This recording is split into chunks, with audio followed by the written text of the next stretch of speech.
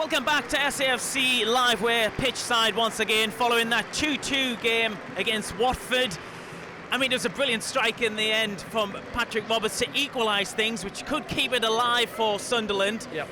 But it was a frustrating afternoon, you'd have to say, for the lads. Yeah, overall it was, yeah. I think if you look at the second half as well as a whole, I think we had a lot of the ball, didn't we? And just found it difficult to break Watford down, especially, you're going down 2 goals. Disappointing as well, both from set plays, carbon copy really, weren't they? 2 outswinger corners, both their centre-halves getting on the end of it. So from our point of view, you look at the goals and disappointing. But again, massive credit to the boys, they rallied and they managed to take a point in the end. And obviously we'll get onto the highlights and have a look through it, yeah, but what a strike from Patrick. And as I say, it could be a big point going into next week. We'll have to have a look at the table. Obviously Coventry were winning. There's a game this evening, West Brom, Preston were losing. So there's going to be twos and fro in between now and the end of the games next week. So, but we've got to go to Preston now and try and pick up 3 points. Should we have a look at the latest scores, Danny? Because that's what everyone will be trying to look at on their phones inside the Stadium of Light. So these are the latest scores. Bristol City 1, Burnley 2. Coventry City 2-0 against Birmingham. Hull City against Swansea City's 1-1. Reading 1, Wigan 1. Sheffield United 4, Preston 1. Sunderland, of course, travel to Deepdale next Monday. Stoke 0, Queen's Park Rangers 1. And that big game tonight, West Brom and Norwich. Right, do they help? Well, you're hoping that Norwich can do us a favour there. And obviously Preston, I'm not sure if Preston have been taken out of it now. But yeah, we go down there next week. But we said today, didn't we, well, a lot of people will say Watford are coming up here with nothing to play for. Well, they've just proved up they've come up here. They've shown some good character.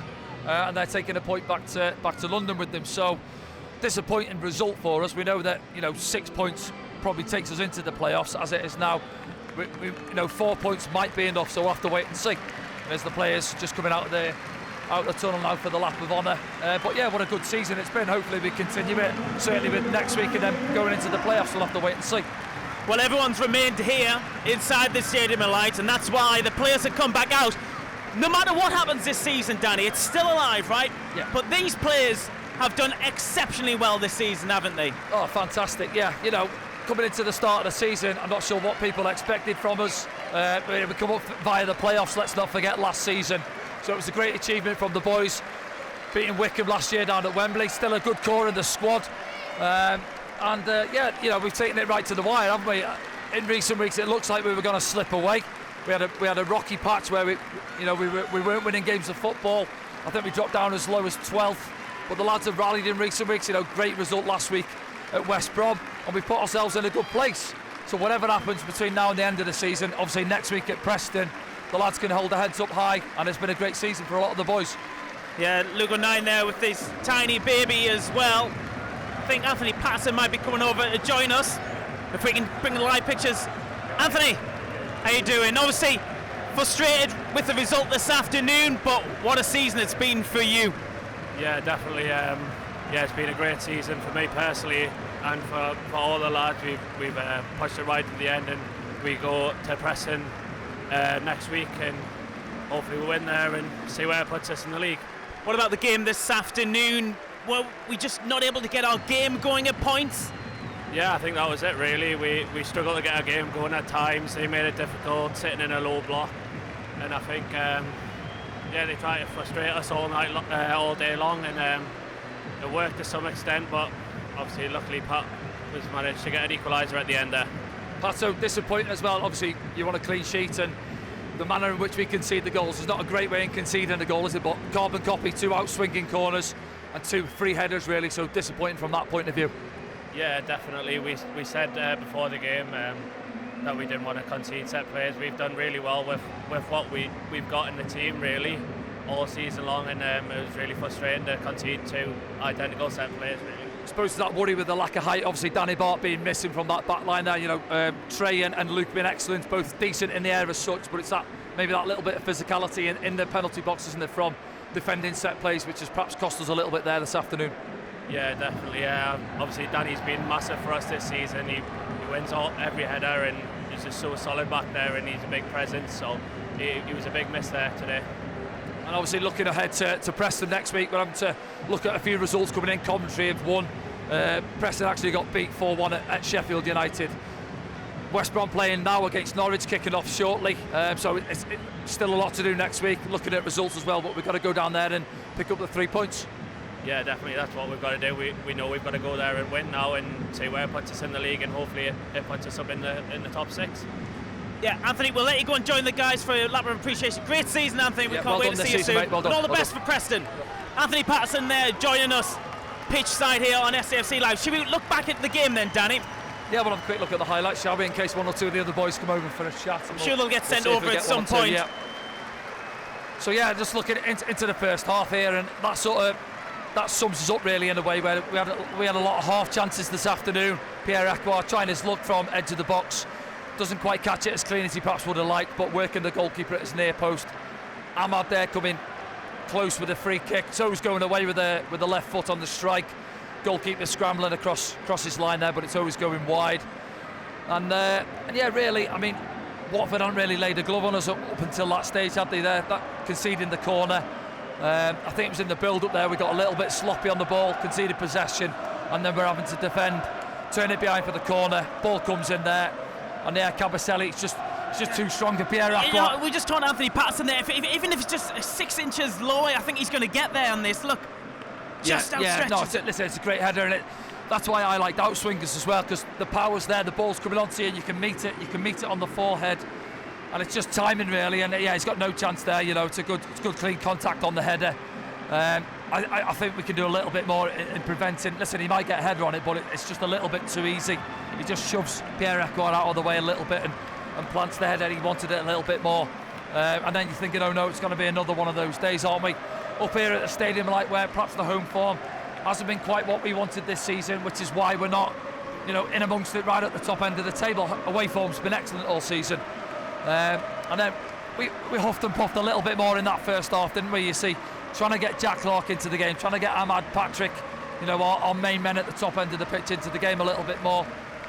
And it was a frustrating afternoon for Jack, I felt. You know, I thought Andrew's done quite well up against him. Chowdhury was helping him out, they were doubling up on him, he couldn't get up into his flow really, driving into the box as much as he would have liked. And similar with Ahmad really, in a way. You know, Ahmad was huffing and puffing throughout a lot of the afternoon. He was frustrated with the referee at times.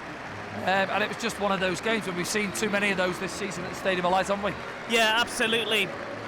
Frustration in the end for these Sunderland fans, but they're still singing, they're still in their places. They're shouting of these players who are walking around doing their lap of appreciation as we look at Patrick Moritz here, who will be, you'll see a great goal from him later on in the highlights.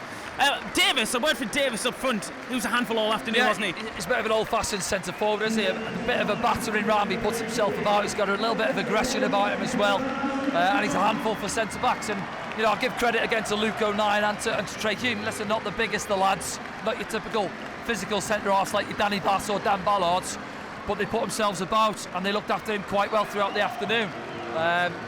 So yeah, give them boys big credit, as they did last week at West Brom. You know, difficult for them, makeshift centre-backs coming into the business end of the season in the position we are, so credit to those two. And credit to the rest of the boys really. Yeah. Lyndon Gooch again I thought was excellent, getting Captain's up and down that right-hand side. Yeah. You know, wearing the captain's armband. And he was kept on telling his teammates, he was saying, keep going, keep going. You could see him, and we said in commentary as well, you can't write off this Sunderland side. No, and you've got to dig in. I said there with that 7 minutes going up, still a lot of time of football to be played. And that's what they do, they keep on going. We've seen it, you know, several times this season where we've dug in down at Watford. You know, Jefferson comes off the bench and gets us a late equaliser down at their place as well. And this was that little spell in the game now where it felt like we were trying to get on top. We were having a little bit of possession, we were driving Watford back towards their own goal, and we needed that little bit of luck. Listen, it's not one of our classic goals what we've seen this season, is it? It's bouncing round, it's not a great strike. I think it's Alex Pinto who puts it back in there, but Luke still finds himself in there from the corner and he tucks it away, and that gives us that little bit of a lifeline, and you can feel the crowd getting behind the boys again. The crowd, you've got to give them credit because they were trying all afternoon to get behind the lads, but they didn't really have much to go on though, did they? No, and the game had become a bit stop-start. You know, they were play-acted a little bit, wearing the clock down naturally as they're going to do as the away team. They're not in great form, so it's gonna happen. You know, it's going to happen. So you have to deal with it. Yes, the fans were getting a little bit frustrated with it, and the ref, as you said there, a little bit pedantic at times. You know, the ball's on the wrong blade of grass. He was making them move it a couple of times, and it just kills any real flow you're trying to get in the game. But yeah, just as I say there, the one thing that you can say about this team is we've got a lot of young boys out there. We've lost the core of the experience with Corey Evans. Obviously Bailey Wright, just seen him there as well. He's been out on loan, but the experience in the squad has been taken away from us, really. You've got Lyndon Gooch and Luke O'Nien out there, really, and obviously maybe Alex Pritchard as well. But these young boys have been fantastic. Sometimes, especially today, going a couple of goals down and we're playing at home in front of a big crowd. It's easy for the boys to go under, but they keep on going. They rallied and he's the goal, Danny. They dug in, and here it is now. Yeah, out to Patrick. Their legs have gone a little bit by now. To be fair, when the ball went to Jack, two players come out to press him, and they sort of keep your eye on him now. Chowdhury and two of them go sprawling on the floor. Ball goes out to Patrick there, and he just caresses it, doesn't he, up and over the goalkeeper in the far corner. But unfortunately that was 95 minutes on the clock. There wasn't that little 5-10 minutes we needed after that to go on and try and get the winner. So we'll take the point and we have to move on from there. Yes, we will have to move on from there, and we have to see what that result later on this evening does for Sunderland. At the moment it looks like it's going to that last game. Let's have a look at the league table as it stands then. What's that point do for Sunderland? They had decent goal difference before the game. Yeah, so the goal difference isn't too bad, is it? Coventry's is obviously better than ours, but it's better than Millwall's, and obviously Blackburn's has never been great all season, to be honest, and West Brom as well. So we're still right in amongst it. It goes down to the wire. We've got a guest, Danny. We've got a guest. 2 seconds. Here we go. We've got a couple of guests. The first TV interview for young O'Nien. What's his name? Oh, he's done loads of interviews. He's about 10 down already. Jude J09, little JJ. So this is Jude. Oh, he's so tiny. How old is he now? It's only a week or so? 8 days. So, I think this is what he thought of the game, I think so. Well, what did you think of the game, Luke, this afternoon? A frustrating one, wasn't it? They stopped us playing, didn't they? Yeah, I think the way they pressed from kind of out to in, which stopped us getting it to the wide players that caused all the damage. And then when we did get it out wide, you saw what sort of damage we can do with crosses in the box and the chances we've created. So they set up well. Set pieces, it cost us today. I was at fault as well, so I'll hold my hands up. But we, like we always do, we hang in there. Atmosphere at the end was something else. I thought the roof was going to come off at one stage. So. It's one of them. It's a frustrating one, as you say. They're conceding from 2 set plays as well, isn't it? Carbon copy both the goals, really. But we rallied, and I said massive credit to the boys. We keep on going. 7 minutes on the clock there. You felt the crowd go up. You obviously get that. Is that why the babies fell asleep, by the way? You've been talking him through your goals. Tell him about that tonight, getting to sleep. But yeah, good character from the boys. Disappointed, obviously, going into where we know what's at stake, perhaps needing 6 points, but it's all to play for now, going down to Preston next week. That's what, do you know what, if we started at the start of this season saying last game it's all to play for, I think a lot of us would have taken it, so putting things into perspective. But we've got one hell of a group, we're one hell of a club, and taking this into the last game, it's going to be exciting. So Davis as well, mate, a handful up there, isn't he? Big. I just said there, the old-fashioned type battering ram centre forward, but the types of games you'll enjoy playing back there. Yeah, I think it was important when it wasn't just heading balls, it was trying to head them back to us, keep recycling possession. I think we did that quite well. Better second half as well, where we could keep flicking it back to our own player to retain possession. We did it well. Always room to improve, but it's all to play for our last game of the season. Exciting stuff. Luke, we'll let you get off with the little one. Say bye, little one. Say bye to everyone. Thanks, right, cheers, Thanks, Luke. See you mate. soon. Luke O'Nien joining us there, pitch side, with the newest addition to the O'Nien family. And he got a goal this afternoon, Luke, and like you say, he did have a bit of a challenge this afternoon, but against Davis, who, arguably was one of the star players this afternoon. Strange in a way, because he was a handful, but I thought they handled him well, both Luke and Trey Hume. You say not natural centre-backs in terms of the physicality, bit of a mismatch, but Luke can handle himself quite well at times. He's a little bit naughty. You see him both having a bit of a tussle in the net as well. You've got to have that. Davis had just been booked as well. He wasn't happy with Jack Clark pulling him back. But no, I thought last week they were fantastic down at West Brom. Luke gave the penalty away, which wasn't, I didn't feel. But no, he just gets on with his work, doesn't he? He's a big positive. And that's just, hopefully next week now we can go down to Preston, come away with the result, put pressure on the teams in and around us, and make them go and do their jobs as well.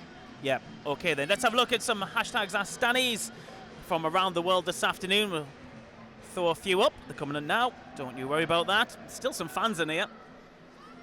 Okay then, this one is from Dan, who says, regardless of what happens, can't be too disappointed with this season. Youngest squad in the league, and they've performed with class. From Manhattan. Keep the faith. Yeah, no, he's spot on, isn't he? Regardless of what happens. Yeah, of course you can't be disappointed. Coming into the season, we just said it on comms there. Most people would have taken 18th and you work from there and build. I get that. Just the fact that we've been in and around the playoffs for so long, and we're right in the mix now coming into the last game of the season. So in a way, if we go to Preston next week and we don't pick up the 3 points or we fall short, it does feel obviously like a little bit of a disappointment.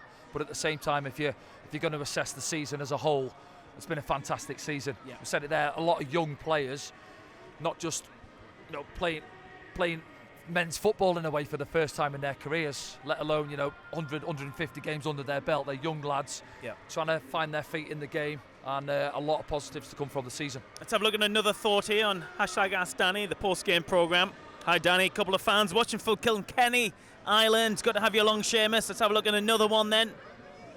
Susie, another nail-biting day watching in Charlotte NC with fans from Florida.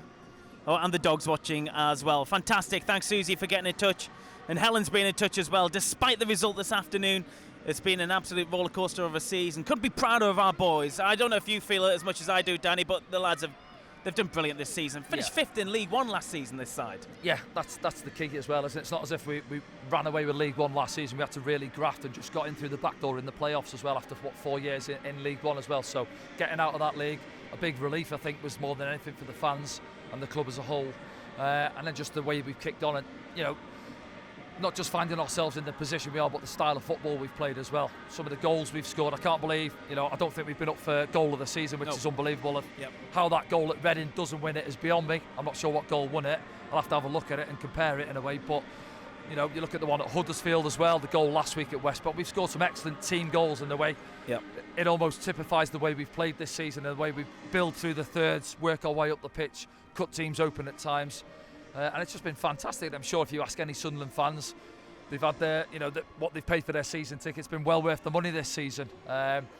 So yeah, they'll stick behind the boys. Big crowd in here again this afternoon. Didn't quite get the result, didn't get over the line as we would have liked. But they got a point, and it goes that's to the Sunderland, last isn't game. it? We never do things the easy way. So we take it to Deepdale next week with it all to do. Hoping that Norwich can do us a favour this evening. And then we look ahead to everyone playing at the same time next week, don't we, to finish off? Yes, so it's a funny one though. It's a Monday you'll be joining us next. It is, yeah. Monday, a 3 p.m. kickoff away at Deepdale. Sunderland's last game of the season as it stands, because we keep on going till the end. This side keep on going till the end, and they've done it again this afternoon. Enjoy the rest of your weekend. Have a good week. It's down to the last game.